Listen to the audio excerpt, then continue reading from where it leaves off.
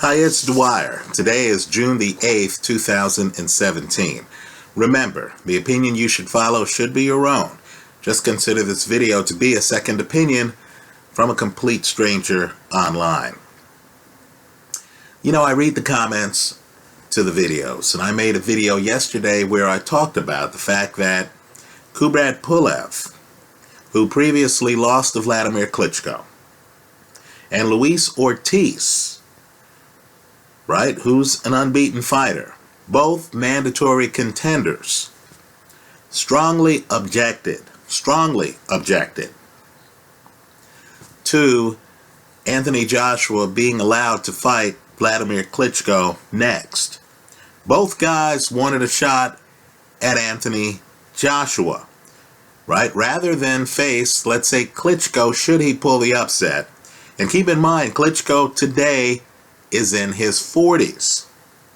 The point I was making was simply that these older fighters disagree with the public. They think that Joshua is the easier mark than Wladimir Klitschko, right? Well, of course, the comment section then lit up, right? People said, hey, Dwyer, you're getting predictable, bashing Anthony Joshua, right? As if I haven't taken Joshua in some other fights, right? People somehow feel that I have some axe to grind with Anthony Joshua. Far from it. This is a gambling site, right? All we're trying to do is to handicap fighters. And let me just say, I know the public has spoken. The public was correct, right? Joshua was the favorite over Wladimir Klitschko, and he won the fight. He was a big favorite. Had you bet on Wladimir Klitschko right before the fight tipped off, you were getting better than 2-to-1 odds, right?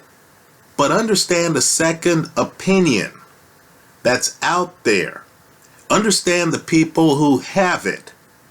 So today, you actually have a fascinating article on boxingscene.com where former heavyweight champion Vitali Klitschko blames himself for Wladimir Klitschko's loss, right? Apparently, at the end of the 6th round, Vitali, who was in his younger brother's corner, told his brother, take your time, right? There's no urgency. Now, I guarantee you, in fact, the older viewers watching this video know this intuitively, that if the opponent had been a Lennox Lewis or a Riddick Bowe, and Wladimir Klitschko had knocked down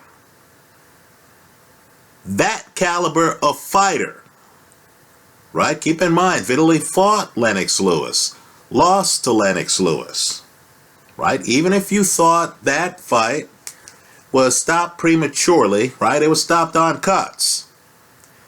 Even Vitali would have to concede the fight was competitive. In fact, Lewis was coming back in the fight, right? I guarantee you that if Wladimir Klitschko had fought Lennox Lewis, knocked him down, in a fight in which Lewis had knocked Klitschko down the prior round, when Wladimir returned to his corner, Vitali would have said, dude, what are you doing? You got to jump on this guy. Keep in mind, the rest of the 6th round plays out where, you know, Vlad's taking his time in that 6th round. You know, as the 6th round played out, Vitali would have been yelling from the corner, don't let Lewis off the hook. This is an opportunity. Don't allow him to clear his head. Because Vitali would have known that a coherent Lewis was a closer. A coherent Lewis was a big problem. Let's just say as the Joshua fight unfolded, Vitali Klitschko in Wladimir Klitschko's corner did not have that same feeling. In fact, Vitali's quoted in the piece as basically saying, look, given all the muscles this guy's carrying, he's going to fade. Right? That was the feeling during the fight. I'm telling you, Wladimir Klitschko, Google Wladimir Klitschko interviews. He's the guy in the ring with Joshua, right? He knew how hard Joshua could hit because he had been on the canvas the prior round. Wladimir Klitschko, after getting up off the canvas in the 6th round when he decked Anthony Joshua, he treated Joshua as if Joshua was a guy who didn't warrant any urgency. Right? The feeling was, this guy is out of his league. Now, it's important here to point this out because the public sees him completely differently. Right? Maybe he will prove to all of us in the ring that he should be viewed like Lennox Lewis. Right? Maybe he will over time. I know many in the public look at his knockouts, spectacular highlights. Look at his 100% KO ratio. Right? And they feel strongly, given the betting lines, that he right now should be considered to be a Lennox Lewis. Right? Trust me. For a fighter to get these kind of odds against Wladimir Klitschko, he would have to be viewed as a dominant champion. Right? But gamblers watching this video know that where you make money is in the gap between the public narrative, what the public thinks, and what's really going on. Right? Just understand that just like Pulev and Ortiz, right, are upset, the WBA and IBF mandatory challengers are upset that they didn't get a crack at Anthony Joshua. And keep in mind, this is right after the biggest win of Joshua's career. Right? Think about Kubrat Pulev for a moment. One would think that Pulev really wants revenge against the guy who snapped his unbeaten streak, Wladimir Klitschko. But Pulev is upset that he didn't get a shot at Anthony Joshua. Right? Think it through. Right? I'm just telling you that if you took Joshua out of the equation, and if you substituted him with Lennox Lewis, these guys wouldn't be that upset that the sanctioning body wants Lewis to proceed with the rematch against Wladimir Klitschko, as long as they're guaranteed the winner. Right? I believe the reasons why you have things online, it's the internet age, like Luis Ortiz's interview after the Klitschko-Joshua fight, where Ortiz says in the interview that he feels the referee saved Joshua. Think about that. This is in a fight where Joshua's most dominant round arguably is the last round. Right? He knocks Klitschko down twice. He lands the huge uppercut. Right? We're talking about the 11th round. Luis Ortiz was unimpressed with that round. Right? Think about it. So given a choice between fighting a guy who's in his 40s and fighting Anthony Joshua, these guys are upset they aren't getting the crack at Joshua. Let me say too, some of you have pointed out that maybe these guys are just in it for the money. They saw the box office of Joshua's last fight. They understand that Joshua's a cash cow.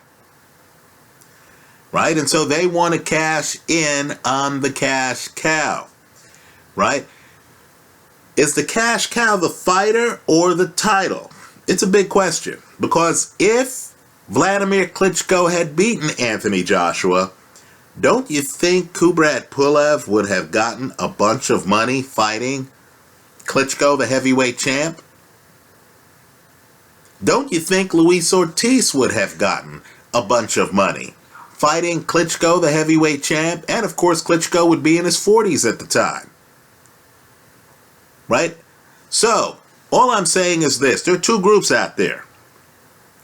There's the public that's responsible for the betting line. The public that won taking Anthony Joshua against Wladimir Klitschko. And then you have older fighters who've been in the game. Right? Who, let's just be diplomatic here, don't view Joshua right now like they view prime Lennox Lewis. Now I know people are going to say, Dwyer, you're being unfair. Give the kid some time. Right? He's just starting out. Wladimir Klitschko was his first truly big fight. Right? Maybe he grows into Lennox Lewis, name the great heavyweight, Mike Tyson, whatever, right? Understand, this is a gambling site. My point is that he's priced that way right now in betting markets, right? You don't get to be favored to the point where Wladimir Klitschko is something like a 2-to-1 underdog against you, unless people think you're great today,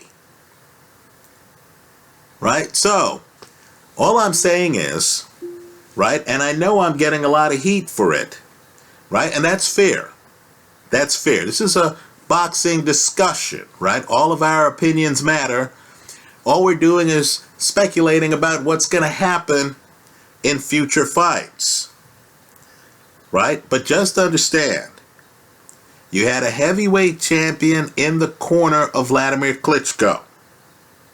He saw his younger brother dropped in round 5. His younger brother then goes and drops the unbeaten heavyweight champion of the world. And they're, of course, fighting in the heavyweight champion's backyard. Fights in Wembley. The fight is in Anthony Joshua's country. Right? Of course, where Joshua won an Olympic gold medal. And of course, what's Vitali telling his brother? Player, there's no rush. It's okay. Look at this guy's muscles. He's gonna fade. Right? Don't get reckless. No reason to jump in and get reckless here, because this guy is gonna fall apart. Right? Think about that. Right? Let's just call it what it is. Older fighters are skeptical of Anthony Joshua. Right? Just food for thought. Right? As I said in the earlier video too, it's interesting. Floyd Mayweather meets with Anthony Joshua. Now you can imagine, if Floyd Mayweather met with Ali, he wouldn't say to Ali, hey, come to my gym. Let's work on your defense. Right? What I want people to do too is go back and look at the ages of prime Ali, the Ali of the 60s, prime Tyson, right? Look at Lennox Lewis's career and look at when he was Anthony Joshua's age, right? I know today we're looking at these guys, and Joshua is a young guy, but he's now in his later 20s, isn't he? He's on the other side of 25, isn't he? Understand, by the time he was Joshua's age, Mike Tyson was already past his prime. Look it up. I'm not saying Joshua's past his prime. I think Joshua's still learning the game. But just to understand, the guys I'm talking about, Lennox Lewis, right? And YouTube always holds me accountable. Do the research, leave the comments in the comment section. But you know, when Ali I believe he's heavyweight champ at 22 or something like that, right? And Ali, Lennox Lewis, you know the level of heavyweight I'm talking about, right? Let's just say that it's clear now from the article that's on Boxing Scene that not only did Wladimir Klitschko not sense the urgency, we saw that during the fight. Vladimir's looking at him for part of the 6th round after he's dropped him. But his brother, who held a belt for years, didn't sense the urgency. And I get the feeling, had they been fighting someone who they thought was a dominant heavyweight, Larry Holmes, right? I have a hard time imagining Vitali Klitschko saying, hey, player, there's no rush, right? And I have a hard time imagining all of these contenders saying, hey, man, I don't want any step-aside money. I want my shot at the champ. Keep in mind, even Lennox Lewis took step-aside money when Riddick Bowe was champion. Right here, guys don't want to give up the opportunity to fight Anthony Joshua. So Joshua's going to have a full dance card. Rest assured. Right? Wladimir Klitschko, in his 40s, wants the rematch. Right? Pulev, Luis Ortiz want to enforce their mandatories. You got Tyson Fury on the sideline saying, hey, I want Anthony Joshua. Right? These fighters are seeing a different fighter than the public is seeing. Just be aware of the difference in perception. Right? It's huge. Let me segue to another fight. Right? In fact, I'll talk about 2 more fights where there's a gap between the public and some insiders. Arthur Abraham recently gave an interview where he was asked about the Golovkin-Canelo match. Now, I personally feel that Golovkin's probably going to stop Canelo. Right? I'll just put it to you this way. Only one man in recent years has gone the distance against Golovkin. And that was Danny Jacobs in a fight where Danny Jacobs hits the canvas. And if you look at Jacobs at the end of the fight, ooh, he's lucky there wasn't another round. Right? He barely makes it to the end of the fight. I'll agree. The fight's Golovkin's closest fight in the last few years. Right? But understand, all of these other Golovkin fights have been devastating knockouts. Right? Even the fights where the public's giving opponents like Kell Brook credit. Well, they asked Arthur Abraham who he thought was going to win the fight. Right? And he said, gee, Canelo has, I believe his words were, and who knows if the interpretation was correct, no chance. Right? No chance of beating Golovkin. Right? No chance. There are interviews out there too where, people, Golovkin for example, are questioning how Chávez Jr. was able to go the distance against Canelo. Right? The feeling is that Chávez Jr. was a dehydrated opponent who was coming off of things like, stoppages by Andres Fonfara. Right? Let's face it, Chávez Jr. hasn't looked great for years. And here he is against Canelo, outmatched from the opening bell, and Canelo couldn't step on the gas to close the show, even though he's fighting a guy who hadn't made 164 for years. Right? There again, I know the public loves Canelo. Trust me, I've been to barbecues. I have some friends who are huge Canelo fans. So I've been to barbecues where, you talk to people, and I get the feeling if I said Canelo against Ali, people would say, oh, Canelo, right? I mean, folks love Canelo. He's box office. Look at the box office numbers, the pay-per-view numbers for his fight against Chávez Jr. They're huge. I understand he is the definition of a fan favorite. What good would one of my videos be without my phone going off in the video? Okay, fine. But just understand there are people out there in the game of boxing. Arthur Abraham has been around for a long time. He's fought a lot of big-time opponents.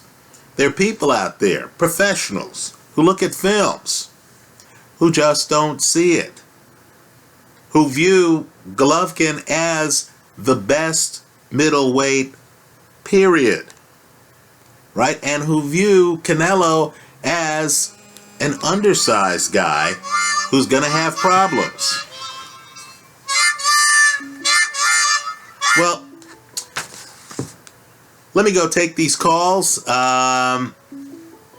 Thanks for stopping by. Let me know your thoughts, right? If there are other fighters who you feel there's a gap between what some insiders are thinking and what the public thinks that you want to discuss in the comment section, please feel free to do so. You don't have to limit your comments to Anthony Joshua or Saul Alvarez, right? For the record here, I was wrong in taking Wladimir Klitschko the first time, right? So what am I doing? I'm taking Wladimir Klitschko the second time because I still think he's a better fighter than Anthony Joshua. I'll concede Joshua has heavy hands and always has a puncher's chance in every fight.